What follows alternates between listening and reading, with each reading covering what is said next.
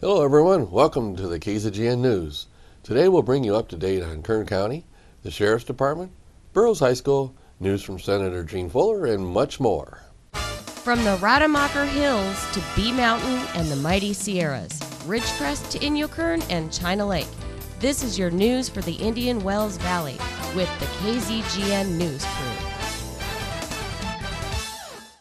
Thanks for joining us for the news. I'm Tom Whitnick, and here's what's news affecting Ridgecrest and the Indian Wells Valley. Well, as a quick reminder, you have time to watch most of the news with me here and still have time to run down to City Hall for tonight's City Council meeting. It starts at 6 o'clock. See you there. Yesterday, we reported that the Kern County Board of Supervisors voted to approve the Indian Wells Valley Land Use Management Plan. As a quick wrap-up of this controversial issue, here's how the meeting went yesterday afternoon. Chairman Couch opened the agenda item with another staff report and recommendation. He then called for public comment. To the board's credit, they allowed everyone to speak as long as they wanted. Public comment was received first from the county conference room here in Ridgecrest. We do have a live link here at the meetings in the county building on North China Lake Boulevard. Then they took comment from people attending in Bakersfield. All totaled, about 30 people spoke for or against the proposal.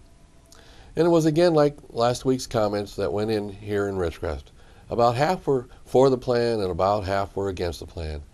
Almost all the speakers here and in Bakersfield were repeat speakers from last Wednesday's meeting here.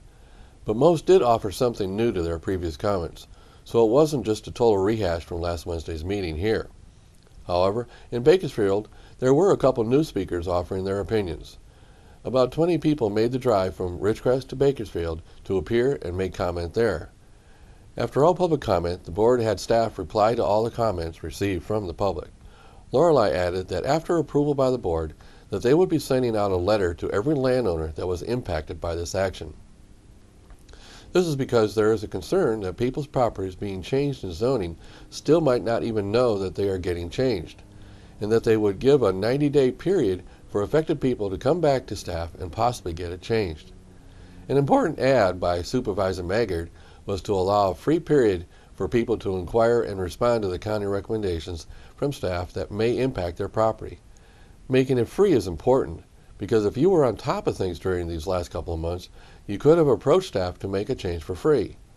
So allowing another 90 days for people to request a change is only fair. Again, this is in the concern that some people don't know their property got changed. Then the supervisors, starting with our supervisor Mick Gleason, offered their comments. The point of Gleason's comments could be paraphrased in that he felt it was important to approve all the staff recommendations. To do so was to start protecting the people of the valley and the Navy's interest at China Lake. All of them commented that this is an individual plan that applies only to the Indian Wells Valley. In closing, they also said they need to move forward with establishing the new GSA. The GSA is the new groundwater sustainability agency required by Sacramento. This agency needs to be established by 2017. But almost all the speakers from the audience agreed that they needed to start the GSA sooner than later. Ultimately, at the end of the discussion, Mick Gleason made the motion to approve all the staff recommendations. Maggard seconded the motion. The motion passed on a unanimous 5-0 vote. So the water issue is over for now, except establishing the new GSA. Now let's hear what's going on with the Kern County Sheriff's Department. Officials mark start of construction on new Kern County Justice Facility. In news from the Kern County Sheriff's Office in Bakersfield, they have announced the following. Today represents a new era in Kern County's justice system as officials break ground on a new $127 million justice facility miles north of Bakersfield. This safe, secure facility will enable us to deploy operational best practices, helping to reduce recidivism with very developed program space. It also adds medical and mental health beds, which will allow us to better provide the services required by these inmates, said Kern County Sheriff Donnie Youngblood. The modern design minimizes the movement of inmates from area to area, thereby requiring fewer resources, enabling us to be more efficient in operations. Board of Supervisors Chairman David Couch said the county's greatly expanded role in dealing with criminal offenders, where prison realignment has shifted from state to county supervision, makes the new facility critical. We must have secure space for every serious offender who is now our responsibility, Supervisor Couch said. Housing and supervising more offenders will mean more ongoing costs, but protecting public safety is our chief duty to the people of Kern County. So we will find ways to get the job done. The new facility, the first to be built in Kern County in 30 years, expands the current 2,400 inmate capacity by 822 beds. The facility has generated broad support from the Kern County Board of Supervisors for planning, implementation and operations, and significant collaboration from other stakeholder groups. The facility is funded by AB 900. The Type 2 jail facility consists of 3 separate buildings within 216,000 square feet.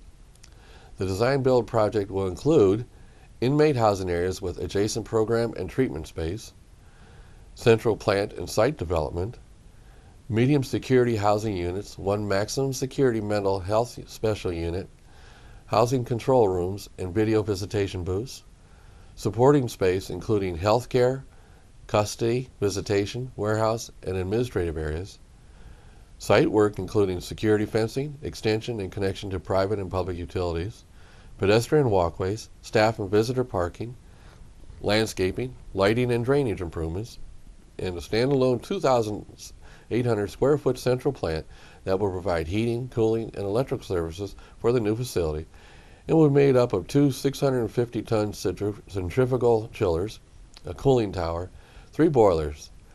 This modern complex is a great example of collaboration, not only among Kern County General Services and the Kern County Sheriff's Office, but also the County Administrative Office, County Council, and a great team of consultants, said Kern County Construction Director Jeffrey Hill.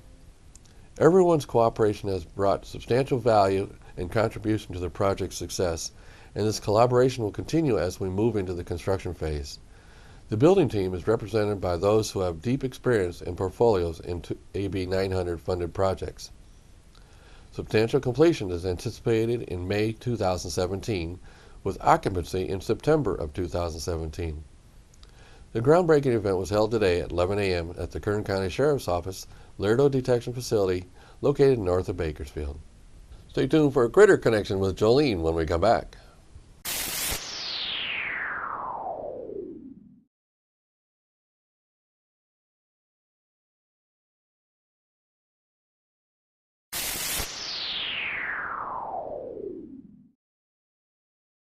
Hi everyone, I'm Julian Sen and I'm here with Mary at Ridgecrest Animal Shelter, and this is Murphy.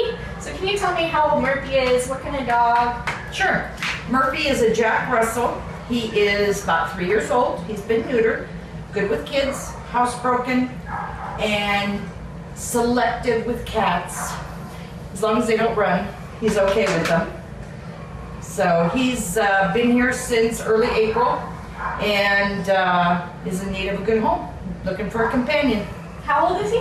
He is 3 years old. Okay. Yeah, I've seen both sides of him, and he seems very friendly, and then he seems like he can calm down. Oh yeah, he's very friendly, good with kids, likes to snuggle, as well as will get out there and chase a ball or a toy for you.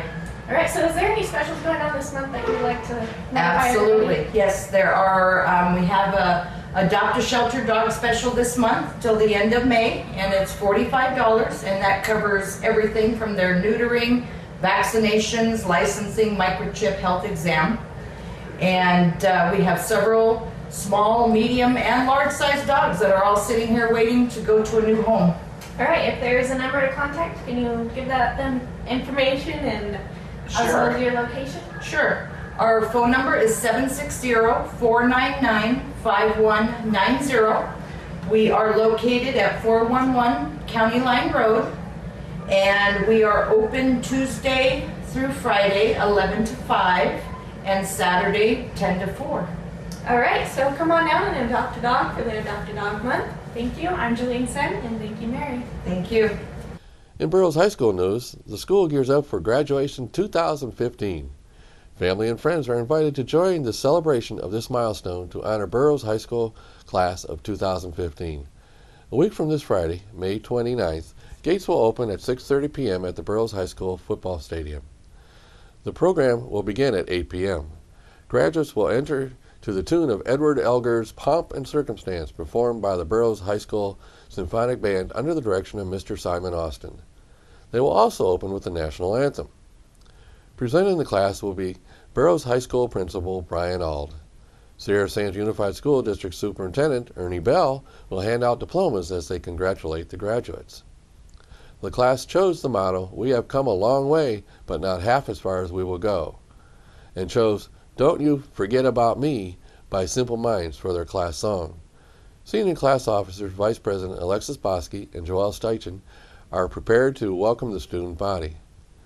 Associate Student Body President Paige Bradford will deliver her speech, "Success is Not a Number," and Gideon Adrian Ondap III will deliver his speech, "We're All in This Together."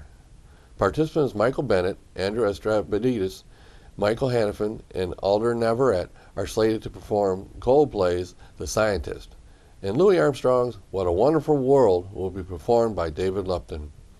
The 2015 class president, Ashley Bloomberg, will present "An Everlasting Bond." The public, along with friends and family, are encouraged to join the class of 2015 in the celebration of their journey and mark their high school graduation Friday, May 29th. So mark your calendar. The Ridgecrest Police Department encourages attendees to not wait until the last minute to go to the school. Every year, the parking lots are filled to capacity. Late arrivals may have to park very long distances from the field. Gates will open 6:30 p.m. for the 8 p.m. 2015 graduation event Friday, May 29th at the Burroughs High School football field. In more news from the Kern County Sheriff's Office, they have announced that on Friday, May 22nd at 10 a.m., the Kern County Sheriff's Office Search and Rescue Team will be updating the sign on Highway 178 at the entrance to the Kern River Canyon to reflect the current number of lives lost in the Kern River since 1968. The sign is updated each year during the month of May to include the number of lives lost in the Kern River during the previous 12 months. This year, the sign will be updated from 269 lives lost to 271 lives lost. Search and rescue personnel will also be available to answer questions regarding river safety. U.S. Forest Service personnel will also be attending. Officials want to remind everyone just how dangerous the Kern River can be. Sometimes what appears to be very calm water can have a swift undercurrent just waiting to take the unsuspecting swimmer away. They want everyone to wear life vests when in the water. The public and media are welcome to attend. As one that has ridden the whitewater rapids of the Upper Kern River a few times, I know how fast a seemingly calm flow can turn crazy. I always use the experience of a formal river excursion company that offers the tours. They are great. In news from State Senator Jean Fuller's office, she provides the following announcement: the 54th Annual California Prayer Breakfast in Sacramento. The 54th Annual California Prayer Breakfast will be held tomorrow, Thursday, May 21st. The California Breakfast will go from 6:45 a.m. to 8:45 a.m. at the Sheraton Grand Hotel, 1230 J Street, Sacramento, California. The 2015 California Prayer Breakfast Committee is chaired by Senator Jean Foley of Bakersfield and vice-chaired by Assemblyman Sebastian Ridley Thomas of Los Angeles. The prayer breakfast program will include legislative members from around the state, Lieutenant Colonel Wesley Clare, and keynote speaker Francis Chan. After spending a number of years behind the pulpit at a large church in Simi Valley, Mr. Chan felt called to come home to San Francisco to help the needy and plant churches in the San Francisco area. In addition, he frequently speaks with leaders around the world, encouraging them to work together to help those broken by addiction and circumstances beyond their control. Francis Chan is the New York Times best-selling author of Crazy Love, Forgotten God, Erasing Hell, and host of the basic series Who is God and We Are Children. For more information, call 916-651-4016 or email 2015capb@gmail.com. Again, the California Breakfast will be tomorrow, Thursday, May 21st, and will go from 6:45 to 8:45 a.m. at the Sheraton Grand Hotel in Sacramento. In Ridgecrest Animal Shelter news, the fine folks out there want to remind everyone that May is Adopt a Dog Month. You can adopt any dog for only $45 this month. This includes the spay or neuter, current vaccinations, microchip, health exam, and a license. The shelter also reports that in last year's adoption campaign, 38 dogs and cats found new homes. This is sponsored by the Indian Wells Valley Humane Society. Now in KZGN's continuous effort to provide news and information you've asked for, here are today's local gas prices for your information. Well, Since Monday, prices locally and abroad have not changed much. As of this morning, Ridgecrest is ranging from $3.59 to $4.29. Lancaster is ranging from $3.79 to $4.19. The LA Valley area is going from $3.77 to $3.99, and the Bishop area is going $3.72 to $3.99. We have 3 stations coming in at the $3.59 figure. The cheapest price in Lancaster area and all other areas we monitor remain more than Ridgecrest. Thank you, Ridgecrest gas stations. Tune in with us 3 times a week, Mondays, Wednesdays, and Fridays. We at KZGN always suggest you shop locally and fill up here to support our local economy. Remember, when you pay any sales tax out of town, you are helping those cities pave their streets instead of here. Stay with us for weather and sports after the break.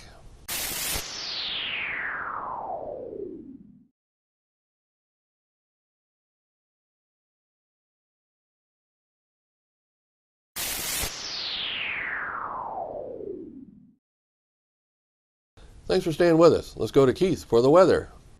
Thank you, Tom. The National Weather Service is forecasting a risk of severe thunderstorms Wednesday evening from West Texas across the lower Mississippi Valley and into western Tennessee Valley. The greatest risk will be across parts of the southwestern and central Texas. Large hail, damaging winds will be the main threats. Temperatures across the region. Massachusetts came in today at 62, Ohio Valley 53, Atlanta, Georgia 81, Texas 78, Kansas 44, Colorado at 37, Montana at 49, Idaho at 57, Southwest Oregon 59 degrees, San Francisco 57, and Los Angeles 59. And our forecast for us locally in the IWV tonight will be mostly clear with a low around 57, south to southwest wind 10 miles per hour with gusts as high as 15. Thursday will be mostly sunny, high near 80 degrees, breezy with a west-southwest wind 5 to 10 miles per hour, wind gusts as high as 25. Thursday night, 20% chance of showers after 8 p.m., partly cloudy with a low around 55, breezy, west-southwest wind 15 to 20 miles per hour, with gusts as high as 25. Friday, a slight chance of showers in the morning. We have a 20% chance of showers and thunderstorms between 8 a.m. and 2 p.m. Otherwise, it'll be mostly sunny with a high near 76. South wind 5 to 15 miles per hour. Friday night, partly cloudy with a low around 56. West-southwest wind 10 to 15 miles per hour. Saturday will be sunny with a high near 82. Light west-southwest wind 5 to 10 miles per hour. Wind gusts as high as 15. And that is a look at your KZGN forecast. And now back to Tom and the rest of your KZGN news. Thanks, Keith. Now let's go to Tom Heck for sports. And a very pleasant Wednesday afternoon to everybody.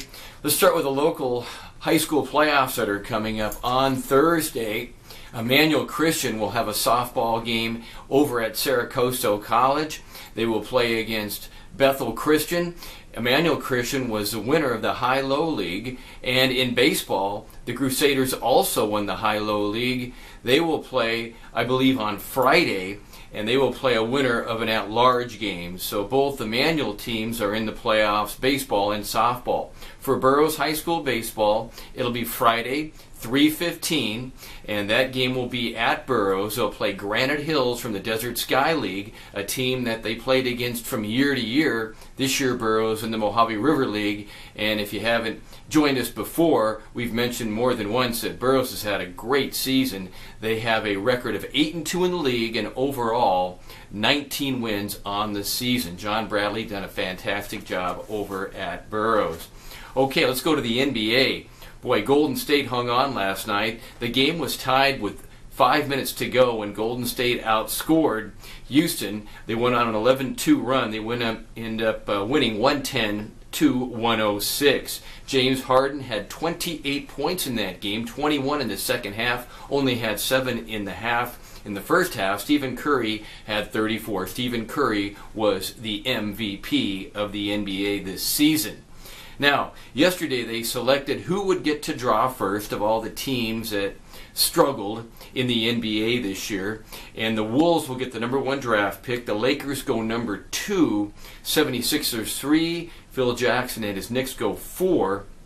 And that'll be on June 28th. So hopefully the Lakers will pick up a couple of strong players this season.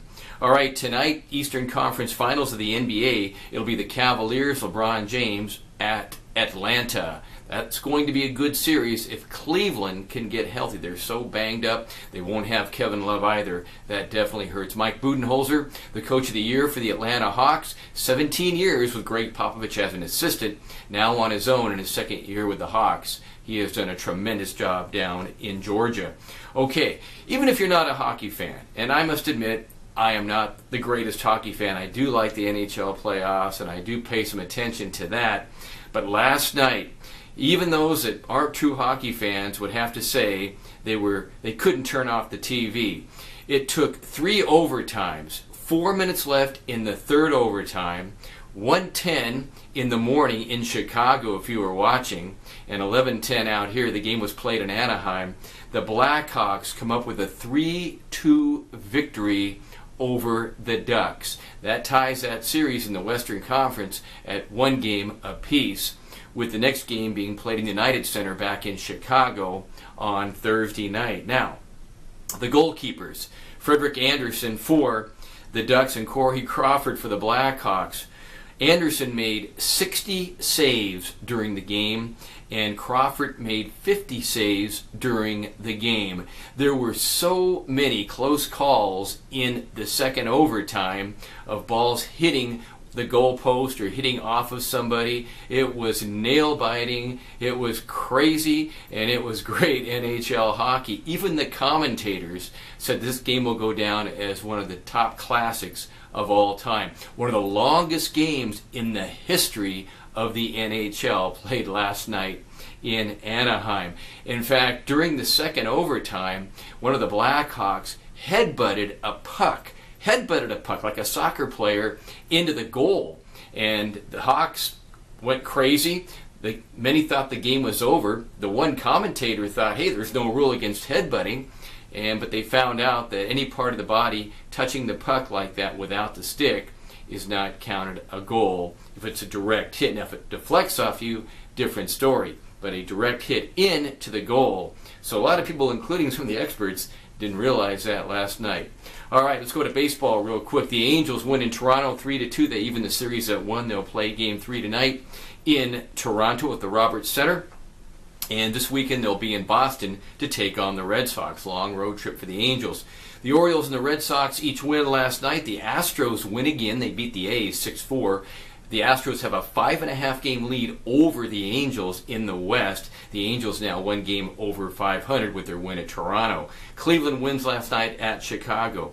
Okay, let's go to the National League. The Dan Jennings experiment, now 0-2. If you haven't heard, Dan Jennings, the GM of the Marlins, fired his field manager, Mike Redmond, last week and took over the job himself. Well, here's the catch line on that. He has no Major League Baseball experience as a manager or as a player. In fact, he has no minor league experience as a manager or player. In fact, we're not even sure he played high school baseball, but he is now the manager for the Marlins.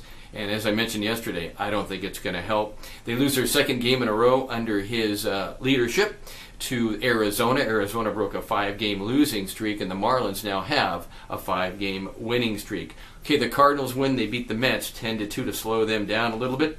Interleague, the Twins playing great baseball, one of their best starts in at least the last 10 years. They beat Pittsburgh, and the Nationals beat the Yankees. Your sports for a Wednesday. I'm Tom Heck for KZGN. So that's some news for today. All of us at KZGN-TV know you have a choice in what you watch for your news. We all thank you for choosing KZGN-TV, Ridgecrest's only locally owned community TV station. Now stay with us for a short video of a parrot taking a bath.